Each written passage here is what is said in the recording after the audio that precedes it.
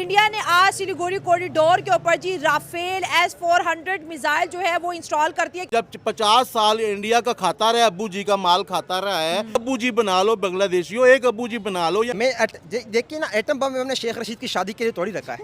ये अपनी कौम को मारने के लिए रखे हुए।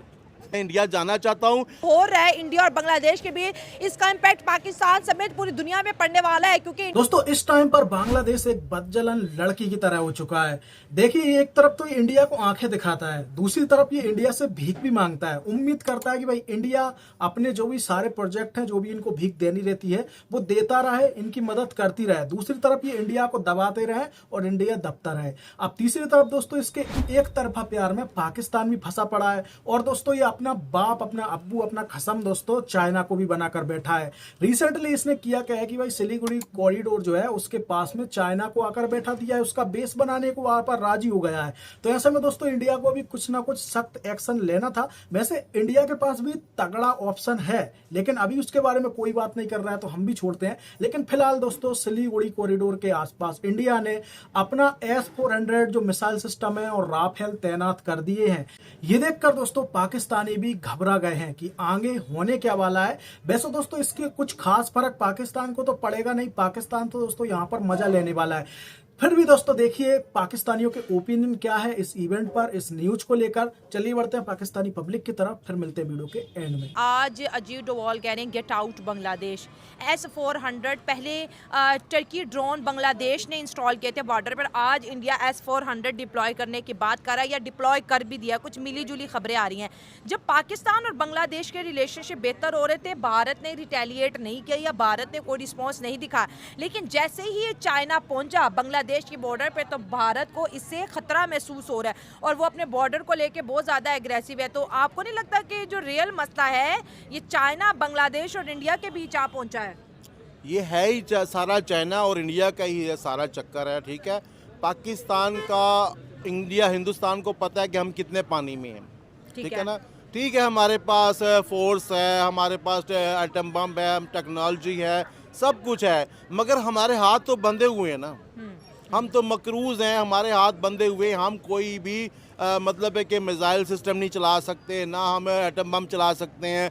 हमारे पास कोई इख्तियार नहीं है, सिर्फ वेपन है, इख्तियार कोई नहीं है। तो चाइना का उनको पता है कि चाइना हम पे चला सकता है। चाइना के साथ एक बड़ा मुल्क है, इंडिया की टक्कर का मुल्क है, इंडिया की जंग लंबी हो सकती है। ठीक है, पाकिस्तान के साथ जब भी जंग होगी तो शॉर्ट जंग होगी। ठीक हो गया। ठीक है, इसलिए फिर इंडिया को अपने आप को बचाना है, सेव करना है। और हिंदुस्तान तो चाहता था कि बांग्लादेश के साथ अच्छे ताल्लुकात हों, मगर वह बांग्लादेशी ना पाकिस्तानियों के बनते हैं ना हिंदुस्तानियों के बनते हैं। यकीन करें कि बाहर कंट्री में भी हमारे जो मुसलमान, हम पाकिस्तानी जाते हैं ना, सबसे ज़्यादा हमें बंगाली तंग करते हैं। अच्छा, हिंदू हमें सपोर्ट करते हैं और बंगाली सपोर्ट करते हैं बाहर और के countries में। बाहर यकीन करें, मेरा सगा भांजा गया हुआ है, वो कहता है बंगाली हमें बहुत तंग करते हैं। नहीं, ये बात मैं आपकी बिल्कुल मैं एग्री नहीं करता कि इंडिया हमारा बड़ा भाई है या पड़ोसी है। नहीं कर रहे हैं agree। मैं बिल्कुल एग्री नहीं कर रहा। जहाँ तक आपने बांग्लादेश की बात की है, बांग्लादेश हमारा भाई है। एग्री क्यों नहीं कर रहे क्या?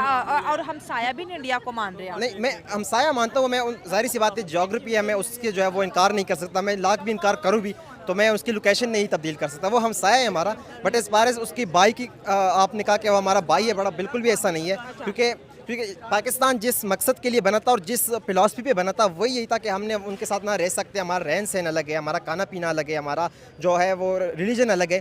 तो अगर वो हमारे जो बड़े हैं कायद आज़म या बाकी जो हमारे बड़े थे, उन्होंने वो सोच कर ही ये मुल्क बनाया था, तो हम कौन होते ये कहने वाले कि भाई हम तो सेम। अगर हम सेम लोग थे तो क्यों हमने लाखों लोगों की कुर्बानी दी इंडिया से? तो हमने लाखों लोगों की कुर्बानी दी इस बात के लिए कि हमारे इंडिया हमारा भाई है। तो क्यों वो लोग जो है वो मुफ्त में मरे?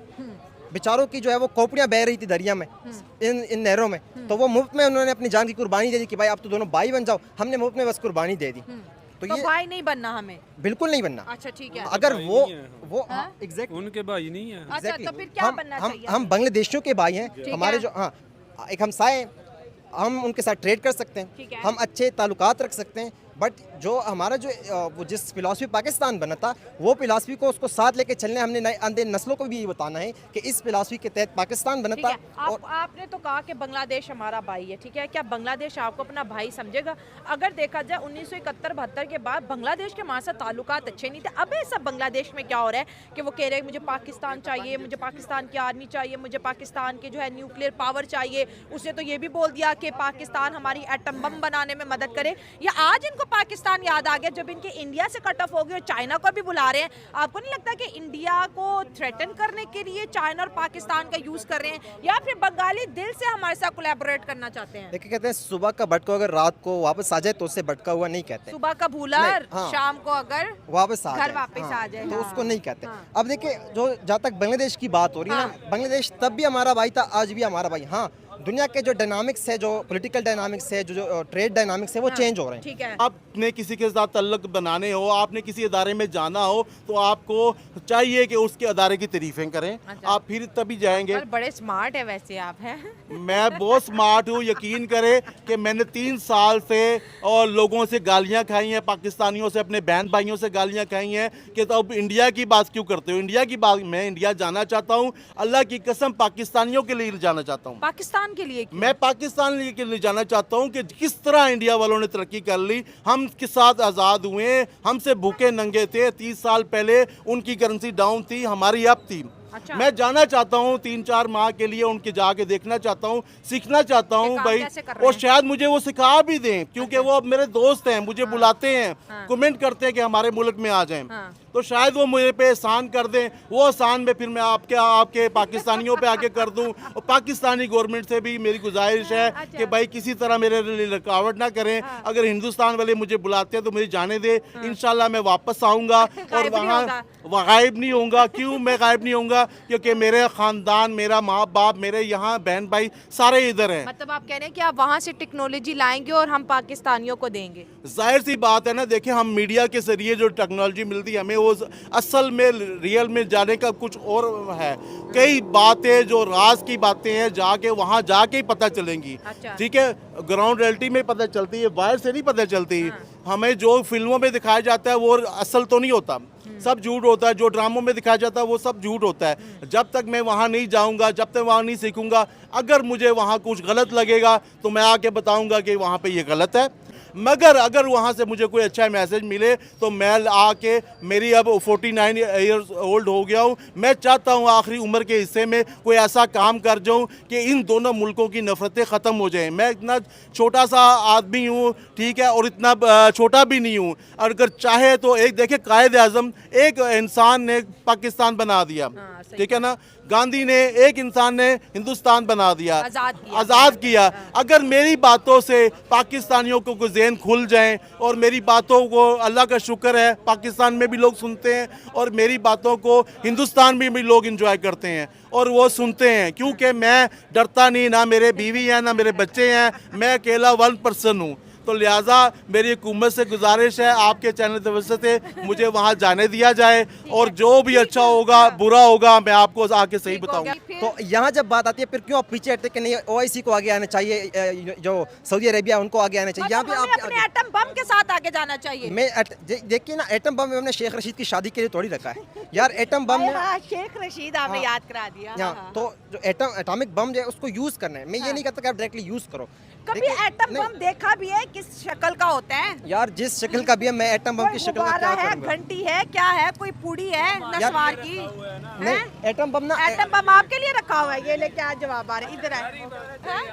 हमारे लिए रखा हुआ है ना इन्होंने, मुसलमानों को मारना है, इसलिए उन्होंने रखा हुआ है। चले मैं ऐसे कंटिन्यू। अपनी कौम को मारना है एटमी बम के साथ। वो जितने भी एटम बम की क्या, जो महंगाई इतनी है, बंदे खुद ही मर रहे हैं। अच्छा, आप कह रहे हो कि एटम बम चला दो, चला दिया। मैं बिल्कुल ये नहीं कह रहा कि एटम बम चला दे, लेकिन अगर एटम बम का कोई फायदा तो होना चाहिए ना हमें। अगर हमारे पास हम एटॉमिक पावर है तो कोई तो हमें फायदा हो इसका। हमारे फलस्तीनी भाइयों को फायदा हो, उन बच्चों को फायदा हो जो मर रहे हैं, जिनके जो है बॉडीज के पार्ट्स आपको मिलने हैं, कोई जो है वो उनका धड़ अलग है, उनकी सर अलग है, तो कोई तो फायदा हमें एटॉमिक पावर होने का। कि मोदी की सबसे खास बात है कि उसमें जज्बातीपन नहीं है। अच्छा, नहीं है जज्बातीपन नहीं है। अगर जज्बातीपन होता, अगर पाकिस्तानी की तरह जज्बाती होते तो पता नहीं क्या क्या वो कह देते थे, हम शुरू से ही कह देते, मगर मोदी जी जो है वो जज्बाती नहीं है, इसीलिए उसका मुल्क तरक्की कर रहा है। वो हर चीज़ को सबल करके आराम से देख के पूरा तोल के पूरा नाप के फिर वो फैसला करता है। अभी उसने पूरा देखे, अब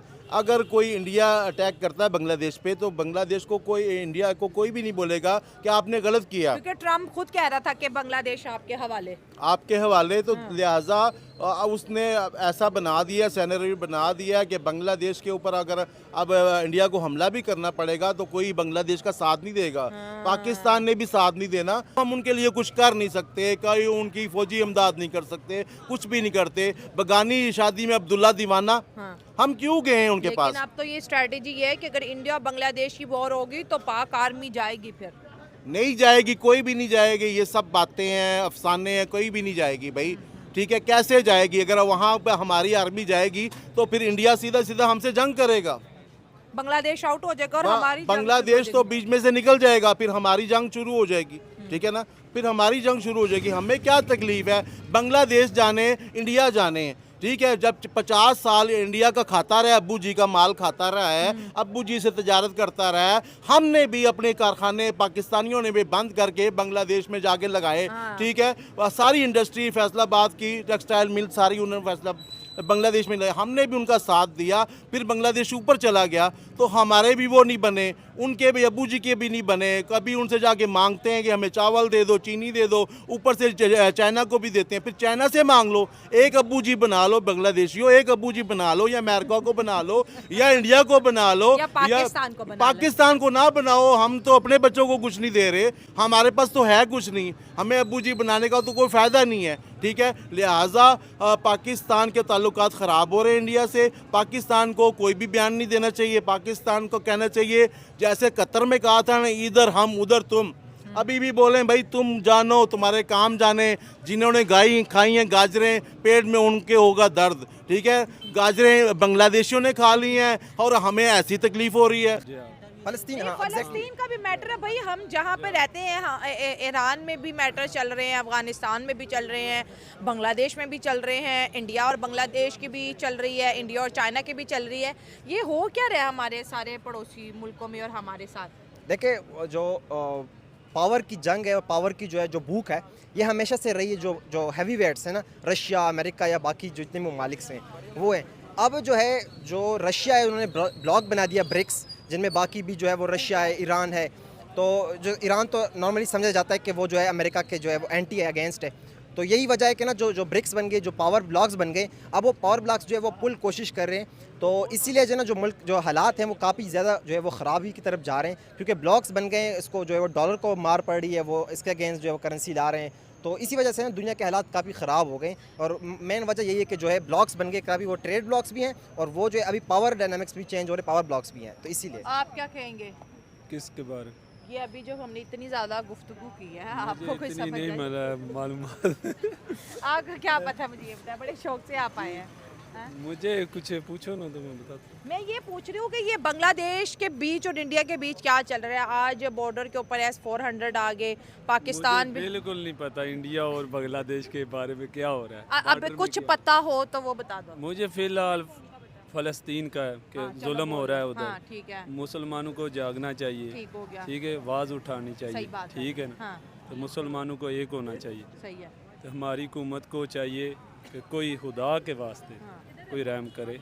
ये मज़ाइल, ये एटमी बम किस के लिए? सही बात है। ये अपनी कौम को मारने के लिए रखे हुए, बस यही बात क्या है। नहीं, कौम बेचारी का क्या कसूर है? आप इतने खतरनाक सेंटेंस, ये कब से मरने मराने की बातें करें? नहीं जीना, नहीं जीना, हैं? हमारे भाई मार रहे हैं उधर।